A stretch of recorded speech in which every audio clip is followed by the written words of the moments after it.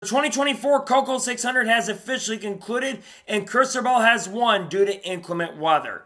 What's going on, guys? It's Daniel, and welcome back to your video. I just got done watching NASCAR Cup Series race from Charlotte Motor Speedway, the 2024 Coca-Cola 600. We had quite a bit to talk about from this race. Let's go and talk about it. So a lot of drivers had to start at the rear of the field at the beginning of this race. Justin Allgaier had to start at the rear because there was a driver change. Remember, Kyle Larson was competing in this year's Indianapolis 500, and they made the decision to go ahead and let Kyle Larson start the Indianapolis 500, meaning that Justin Allgaier would have to start at the rear of the field.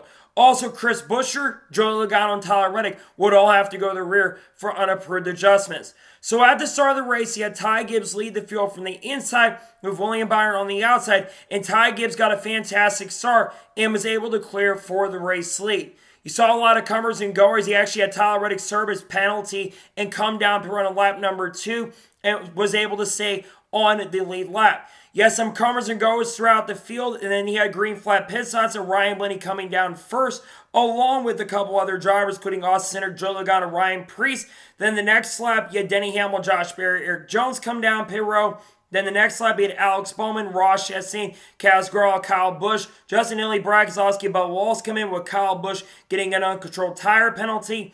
Then the next lap, Ty gets pitted from the lead along with William Byron, Christopher Bell, Daniel Suarez, Mark Truex Jr., Jimmy Johnson. Then the next lap, Noah Gragson, Ricky Stenhouse Jr., Carson Osbar, Zane Smith came in. Then the next lap, Chris Buescher came in, handing the lead to Shane Van Gisbergen. Then Shane Van Gisbergen came down pit road, handing the lead to Ty Gibbs. Meanwhile, we had some really good racing up front for the lead with the lap traffic coming into play, including Justin Allgaier, and William Byron eventually got by Ty Gibbs for the race lead. He bowled out to a pretty big lead. Then Justin Allgaier got really, really close and got by to unlap himself, really battled very, very hard, and basically unlapped himself from William Byron. Then the first caution in the race came out on lap 88 when BJ McLeod spun himself off of turn number 4, just got loose off the corner and spun himself out, bringing the caution out. So then, all lead lap cars would then come down pit road with Denny Hamlin having some issues on pit road, and Ty Gibbs won the race off pit road. Meanwhile, Denny Hamlin got equipment interference penalty. And then he also had Tyler Reddick, Todd Gillen, Shane Van Gisbergen, and Kyle Busch all stay out to try to take the wave around.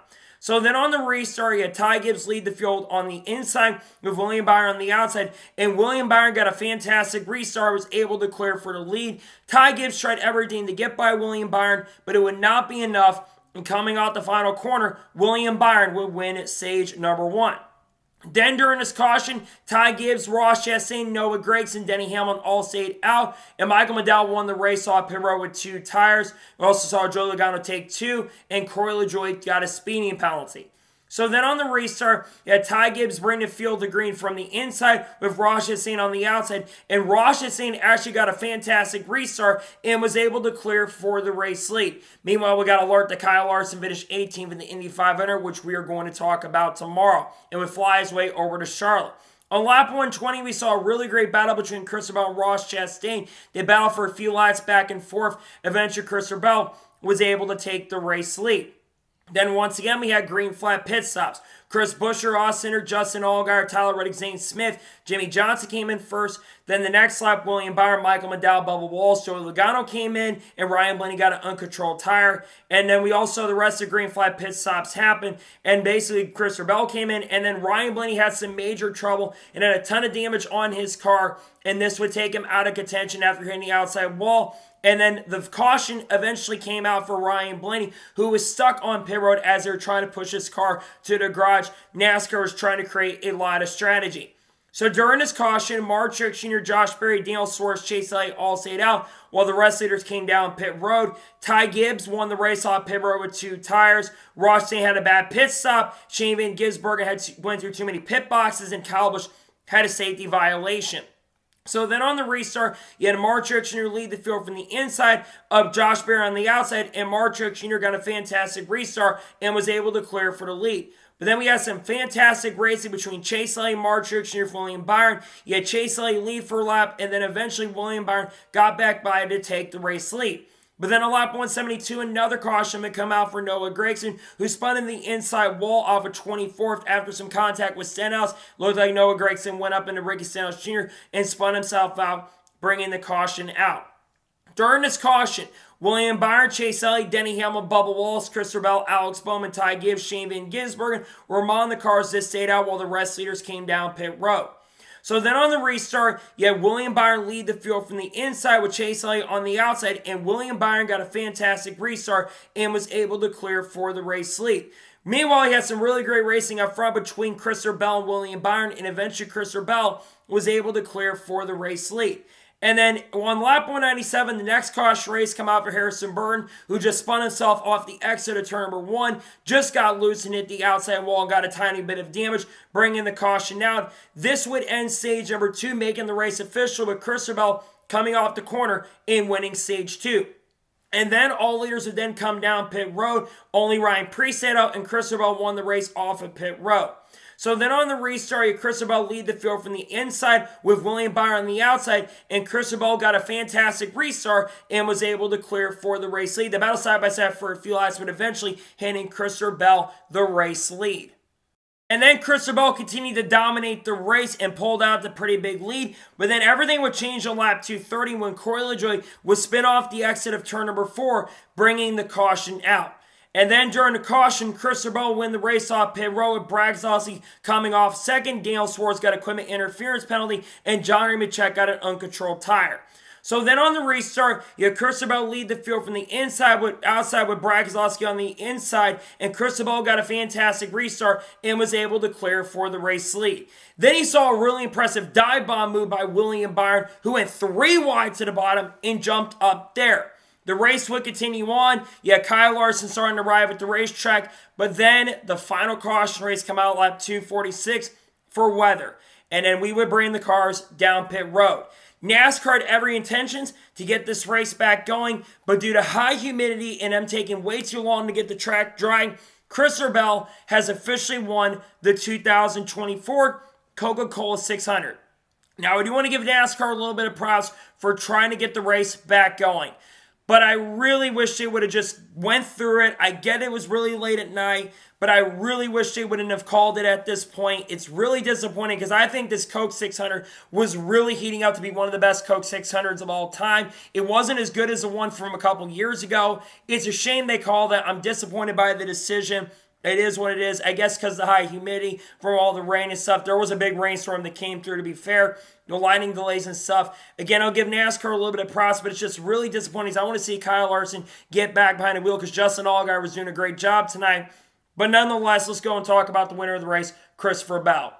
Christopher Bell deserved to win, in my opinion. It's been a really big, last couple weeks have not been really great for Christopher Bell. He's only had, I think, one top 10 finish the last 6 or 7 races. So this is a big momentum move. He will also win stage 3 and get another bonus point there. So that's huge for Christopher Bell. Just a really big momentum and confidence booster for the 20 team. He earned a win, in my opinion. Had a really great car. Great night for him. Congratulations to Christopher Bell on winning his first ever Crown Jewel event and winning the Coca-Cola 600. Congratulations. I think he deserved to win the victory. Had probably the best car at the end of the race. So now we'll go ahead and take a look at the race results, give my score and thoughts on this year's Coca-Cola 600. So Christopher Bell picks up the victory. Brad Keselowski finished the second. Really great night for Brad Keselowski. I'm telling you, these RFK cars are starting to show a lot more pace and speed. He was really fast in North Wilkesboro. Didn't get the finish I think he deserved, but he finished his second. Great night for Keselowski. I think he's starting to turn into championship threat quickly. Nearly went back-to-back in points-paying races. Great night for Brad Keselowski in second place. William Byron finished his third. Another driver that's been inconsistent as of recently, had one of the strongest cars in the first half. They got some damage near the end of stage number 2, which I think hurt their car, unfortunately, but still finishing third. Great night for William Byron. Tyler Reddick finished his fourth. If this race had stayed going, I think Tyler Reddick could have had a shot to win this race. His car was really good on the long run. He was coming up to the field, came back from those issues, and finished his fourth. Great run from Tyler Reddick. Denny Hamlin finished his fifth. Hamlin ran top 10 most of the night. Didn't have the car to contend for the victory, but fifth place, still a really solid night for Denny Hamlin. Was a little pissed off at Chris Buescher too. Good to see him finish inside the top 5. Ty Gibbs finished his sixth. Ty Gibbs dominated the early portion. They made some pretty bad adjustments that cost him a shot at a really great finish. He did finish in the top 10. I'm telling you, he's going to win some races before the end of this year. They're starting to build that momentum again. Good night for Ty Gibbs in 6th place. Chase Elliott finished in 7th after winning the Xfinity Series race yesterday. Comes back and finishes inside the top 10. Great night for Chase Elliott. He had a really good car in the long run. Didn't have the race pace to win, but 7th place, a good night for Chase Elliott. Ross Chastain finished 8th. Played a little strategy. They made that car a lot better. Chastain ran in this race a lot in the top 10, so good to see Ross Chastain have a solid run in 8th place. Alex Bowman finished 9th. I think he had about a 5th to 6th place car most of the evening. Faded a little bit, but good to see him finish inside the top 10. I think he still has got the most top 10s of anybody in the field. And Josh Berry finishes 10th.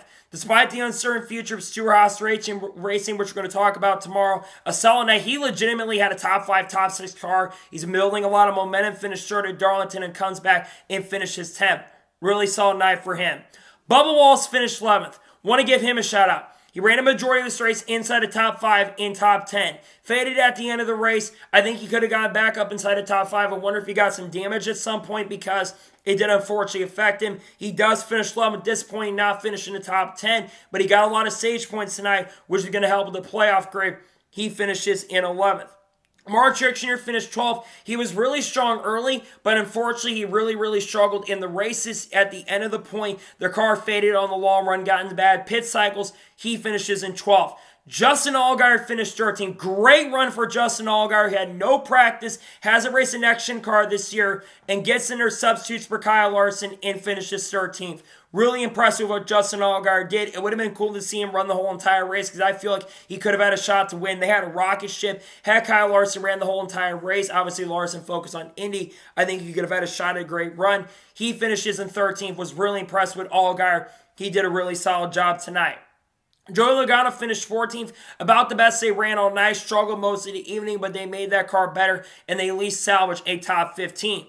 Kyle Busch finishes 15th. They struggled early, came back for some issues on pit road, and they salvaged a top 15. Decent night for Kyle Busch. Ran really well in the Xfinity race, finished 6th. Good night for him in 15th for decent night. Michael McDowell finished 16th, ran top 10 early, faded back a little bit, but he does come home with a top 20.